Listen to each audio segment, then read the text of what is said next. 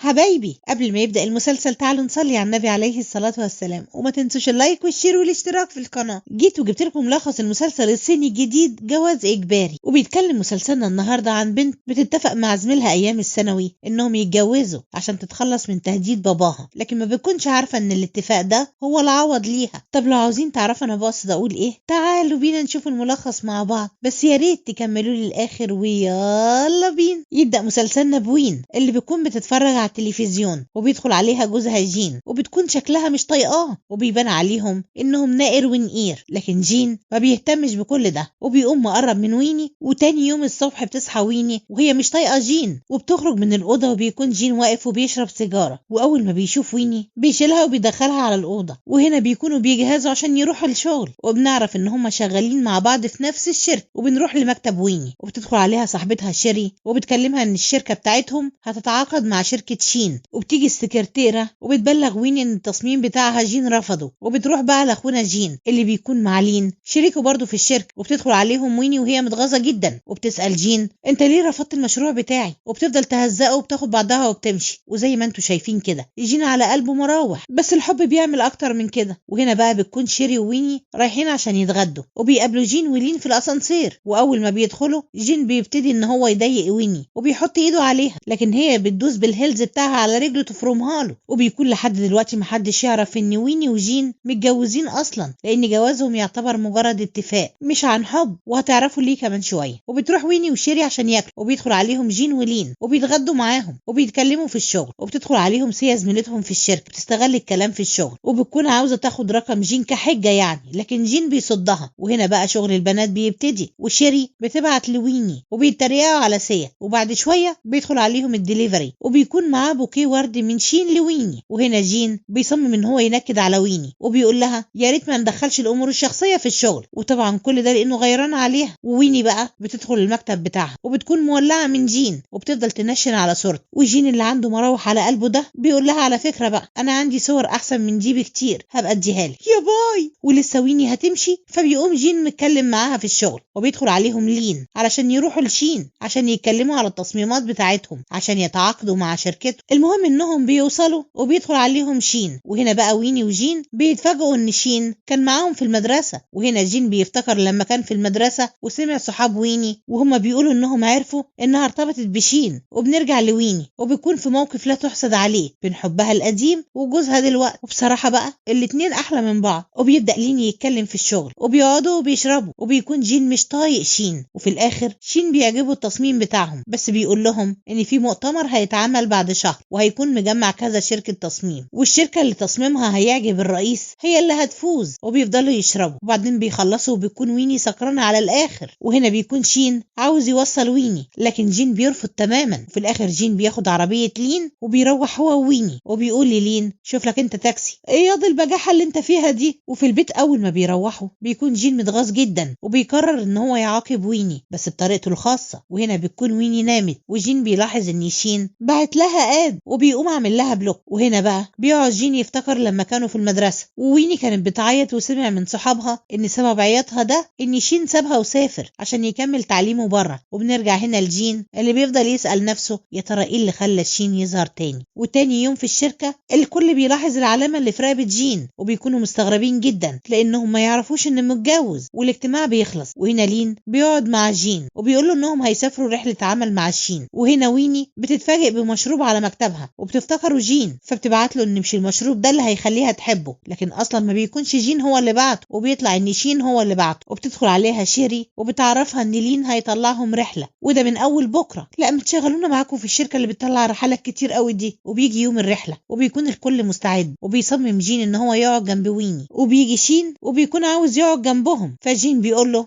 طبعا تعالى، وبيقوم حاطط الشنطه بتاعته على الكرسي عشان شين ما يقعدش. وهنا بقى بيكونوا وصلوا، ولين بيقول لهم على اماكن اوضهم اللي في الفندق. وهنا شيري بتقول لين هو ليه ما عرفهمش ان المكان فيه بسين، على الاقل كانوا جابوا مايوهات. وهنا البنات بيكونوا مع بعض، وويني بتتفاجئ ان جين بعت لها في المسجات انه جايب لها مايو. واول ما ويني بتشوف المايو بتتضايق جدا، وبتطلع تزعق لجين. بتزعق له ليه بقى؟ علشان المايو شكله ملفت جدا. وبيقوم جين مقرب منها وبيسالها انت ليه ما بترديش على مكالماتي. وهنا زمايل ويني بيكونوا مستغربين هي ليه ما نزلتش لحد دلوقتي. وبنرجع لويني اللي بتكون لبست المايو وبيكون عريان جدا، فبيقوم جين مديها القميص بتاعه. وهنا البنات بيكونوا على البسين وبيدخل عليهم لين وجين وبيكونوا ضاربين المايوهات المشجره وحاجه اخر شياكه يعني. ولما بيقعدوا مع البنات ويني بتغير قوي على جين وبتناديله، ولما بيروح لها وبيقعد معاها بتكون متضايقه منه لانه مش لابس حاجه فوق، وبتقول له روح غير اللي انت عامله ده. وفعلا جين بيسمع كلامها وبيروح يلبس قميص مشجر برضه. يا جنيله انا مش فاهمه ايه حكايتهم مع المشجر ده. وهنا زمايلهم بيتكلموا عنهم ان شكل علاقتهم كده مش خناق وبس، وشكلهم كده في حاجه بينهم. وهنا ويني بتكون داخله على اوضتها، لكن جين بيسحبها من قفاها كده على اوضته هو. وبنروح لشين اللي بيكون متضايق لما بيشوف صوره ويني مع جين وزمايلهم في الشركه على البسين. وبنرجع لويني اللي بتطلب من جين انه يجيب لها شويه حاجات، وهو خارج بيتفاجئ بلين اللي بيكون عاوز يسهر معاه. فجين بيقول له ان دي مش اوضته، وبعد شويه بياخده على الاوضه وبتكون ويني مستخبيه تحت الترابيزه. وبيقعد لين وجين وبيتكلموا في الشغل، وفجاه موبايل ويني بيرن، بس جين بيقدر ينقذ الموقف وبيقول ان الموبايل ده بتاعه. وبعدين جين بيقول لين يلا بقى طرقنا بقى احنا هننام بدري يا عم، وبيرجع يكمل مع ويني. وبنيجي بقى اليوم مؤتمر التصميمات وبيكون فيه كذا شركه موجوده ومن ضمنهم شركه لين وويني وجين. وهنا بيبدا كل رئيس شركه يقدم التصميم بتاعه، وبعدين بياخدوا استراحه لحد ما يعلنوا النتيجه. وفي الاستراحه بيروح شين يتكلم مع ويني انه عاوز يرجع لها تاني، لكن هي ما بتكونش طايقاه بسبب اللي عملوا معاها زمان. وبيجي جين وبيكون غيران جدا وبياخد ويني وبيمشي. وهنا بقى بيسالها هو شين كان بيقولك ايه، وويني بتاخد بالها ان هو غيران عليها، فبتفضل تلعبه شويه وفي الاخر بتقوله اللي حصل وبيرجعوا عشان يعرفوا النتيجه. وفي المؤتمر شين بيقول لهم ان التصميمات متشابهه جدا، عشان كده هيدي للشركات مده 3 ايام تعدل التصميمات بتاعتها. وبنروح عند جين وبيكونوا كلهم بيحاولوا يعدلوا في التصميم وبيكونوا تعبوا جدا، فبيروحوا عشان يرتاحوا شويه. وبيفضل جين وويني، وجين بيكون معاه مجله تصميمات وبيوريها لويني، فبيجي لها فكره تصميم وبتشتغل عليه. وهنا بيرجع زمايلها وبتوريهم التصميم وبيعجبهم جدا. وبيجي يوم المؤتمر وبيبدا كل شركه تقدم تصميمها، وفي الاخر تصميم ويني هو اللي بيكسب. وهنا لين بيدي الموظفين اجازه لمده يوم كمكافاه على مجهودهم. لا ده كده كتير قوي يا لين، ده انت جاي على نفسك يا اخي. وهنا بيكونوا كلهم راجعين من المؤتمر وزمايل ويني بيقترحوا عليها انها تروح معاهم، لكن بتقول لهم انها تركب تاكسي. طبعا هي بتقول كده عشان محدش يعرف انها بتروح مع جين وانها متجوزاه. وهنا جين بيعرف ويني ان باباها كلمه وعزمهم على الغدا. ويني بتتوتر جدا وبتفضل تظبط الميك اب بتاعها لان باباها بيكون شخص حازم جدا، واول ما بيوصلوا بيكون بابا ويني عنيف جدا معاها. لكن الغريبه ان بيكون لطيف مع جين. وبتدخل ويني الاوضه وبتفتكر لما كانت في المدرسه والنتيجه بتاعتها طلعت وراحت عشان توريها لباباها، لكن كان باباها بيعملها وحش جدا ودايما بيستقل بيها. وبنرجع لويني اللي باباها بيناديها وبتكون مامتها جهزت الغدا وبيقعدوا عشان يتغدوا سوا. وجين بيعرف اهل ويني ان تصميمها نجح وانهم اتعاقدوا مع شركه جديده. وبابا ويني بيقول لها هي كل حاجه شغل شغل وبيكلمها على الخلفه. وويني بتتضايق من طريقته وبتقول انها ما بتفكرش في الخلفه دلوقتي خالص، وبتتخانق هي وباباها. وبيحاول جين ان هو يهدي الدنيا فبتسيبهم وتمشي، وجين بيروح وراها وبياخدها في حضنه. وبيفتكر اول لما راح تقدم لويني وباباها قال له ان هو فعلا عنيف معاها من صغرها، وطلب من جين ان هو يكون حنين عليها ويعمل لها كل اللي هي عاوزاه. وبنرجع هنا لويني اللي جين بياخدها وبيروحوا يكملوا غدا بره. وهنا بيكونوا اتغدوا ورايحين على بيته، لكن بيتفاجئوا ان شين واقف لويني قدام بيتها. وجين بيتضايق جدا وبيروح له. وهنا شين بيكون متضايق من وجود جين وبيقول له انت جاي علشان ويني؟ وجين بيقول له ابعد عن ويني وكفايه بقى انك كسرت قلبها زمان وسيبها في حالها. وبتكون ويني مراقباهم من بعيد. وبيخلص جين كلام مع شين وبيقوم رايح لويني وشايلها، فهي بتساله ايه اللي حصل بينكم، وجين بيرخم عليها وما بيرضاش يقول لها فبتجري وراه زي الهبله. وهنا بيكونوا في اوضتهم وويني ما بتكونش عارفه تنام وبتقوم تسال جين انت اتجوزتني ليه. وبيفتكر لما كان رايح لهم بما انه يعني صديق ويني وكان معاها في الشركه، وسمع باباها وهو بيزعق لها انها ما اتجوزتش لحد دلوقتي وبيهددها انها لو ما اتجوزتش قبل ما تتم ال 25 سنه لا هي بنت ولا يعرفها. ما تهدي نفسك يا عم الحاج مش كده. وهنا ويني بتكون هي وجين قرروا انهم يتجوزوا عشان خاطر باباها. وبنرجع بقى لويني اللي بتقول لجين ما كفايه انك خدت بنت مزه وحلوه وجميله زي. وهنا ويني بتكون تعبانه جدا وبتطلب من جين ان هو يروح الماركت عشان يجيب لها حاجات، بس هو بياخدها وبيقول لها تيجي معاه. وفي الماركت بيكونوا البنات مقطعين نفسهم على جين ومعجبين بيه جدا. وويني بتاخد بالها وبتغير قوي بس بتروح تتخانق معاه كالعاده يعني. وبعد شويه بيتفاجئوا بفان، ودي المفروض انها كانت حبيبه جين القديمه، بس الموضوع مش كده خالص وهنعرف كمان شويه ببارد. وهنا جين بيعرفها ان ويني بتكون مراته فبتزعل جدا، وجين بياخد ويني وبيمشوا. وهنا فان بتفتكر لما كانوا في المدرسه وكانت جين كل اهتماماته رايحة لويني، وبنعرف ان فان بتحب جين من زمان. وبنرجع هنا بقى لويني وهي بتسأل جين هو ليه ساب فان، لكن ما بيرضاش يقول لها. تاني يوم بيكون ويني مع شيري وبيكونوا رايحين يتغدوا، لكن بيتفاجئوا بجين اللي بيكون قاعدة مع فان في الكافيه. وويني بتغير جدا وبتقول لشيري خلاص انا مش واكلة، هو بعد اللي الواحد شافه ده له نفسي ياكل. وبنروح عند فان وجين وبتكون فان بيتكلموا في انهم يرجعوا، لكن جين بيقول لها انه عمره ما حبها وبيسيبها ويمشي. وفي المكتب عند ويني اللي بيكون هتولع من الغيرة بيدخل عليها جين وبيعرفها انه كان مع فان وانه جوزها مات عشان كده هي رجعت. وويني بتحاول تستفزه وبتقول له الله ده شكل الحب القديم هيرجع تاني ولا ايه. وبيقوم جين مقرب منها، اما الصينيين دول عليهم حاجات. وبعدين ويني بتسأله عن حبه لفان، وجين بيفتكر لما كانوا في المدرسة وفان راحت له واعترفت له بحبها، لكن هو رفضها. وفان خدت بالها انه معجب بويني واقترحت عليه انهم يعملوا نفسهم بيحبوا بعض عشان يختبروا ويني ويعرف هي بتحبه ولا لا. ومن ساعتها اتعرف ان فان كانت مرتبطة بجين، لكن هم اصلا ما كانوش مرتبطين ولا حاجة. وبنرجع هنا لجين اللي ما بيرضاش يقول لويني الحقيقة وبيقول لها انه مش هيعرف يشرح لها دلوقتي. وبيكمل جين وبيقول لها مش المهم ان هو بيحب فان، المهم ان هو متجوزها هي دلوقتي. وويني بتمشي جين عشان بقاله ساعة في المكتب مصدعها، واول ما بيمشي بيبان عليها علامات الحب وبتسرح وبتقول لنفسها يا ترى جين بيحبني ولا لا. وبتدخل عليها شيري وبتاخد بالها ان ويني في حالة حب، وبعدين بتقول لها ان صاحبتها جت من السفر وهتقابلهم بالليل. وبالليل بيكون ويني مع اصحابها بس بيكون في دنيا تانية في الشات مع جين وبياخدوا بالهم. وشيري بتفضل تسألها مين بقى هو سعيد الحظ اللي انت معجبة بيه ده، وويني بتحكي لهم ان في حد في حياتها بس هي لسه مش متأكدة هو بيحبها ولا لا، بس هي عاجبها فيه شوية حاجات. وبتخلص القعدة واصحاب ويني بيمشوا، وبعدين بيجي جين وبياخد ويني عشان يتعشوا بره. وهنا هما بيتمشوا بيقابلهم محل حيوانات، فبيقرر جين انه يشتري ضفدعة ويسميها ويني. يا راجل عندنا ممكن يشتروا قطة عصفورة انما ضفدعة؟ وطبعا ويني تسكت لا طبعا، بتقوم جايبة سلحفة ومسمياها جين. الله يبارك له. وبعدين بيروحوا عشان ياكلوا في محل على الشارع، وبتكون صاحبته عارفاهم من ايام المدرسة برضه. هي بناتكم كلها كانت في المدرسة معاكم؟ وويني بيكون مش فاكرة انهم جم هنا قبل كده. وجين بيفكرها يوم تخرجهم من المدرسة لما صاحبتها كانت معاها وبابا صاحبتها جه خدها، وفضلت ويني لوحدها وكانت خايفة، لكن اتفاجئت بجين اللي جالها وراحوا كلوا في المحل ده. وبنرجع لويني وجين اللي بيقعدوا ياكلوا، بس طبعا قعدتهم ما بتخلاش من الخناق مع بعض اكيد يعني. وتاني يوم ويني بتتفاجئ ان جين هياخد الضفدعة معاه ويحطها في مكتبه، وبتقرر ان هي كمان تاخد السلحفة لمكتبها. وفي مكتب ويني شيري بيكون دماغها هتفرقع ومستغربة من السلحفة والضفدعة اللي ويني وجين جايبينهم دول. المهم انهم بيتكلموا في الشغل، وبعدين شيري بتمشي. وهنا ويني بتتفاجئ ان شين بعت لها مسج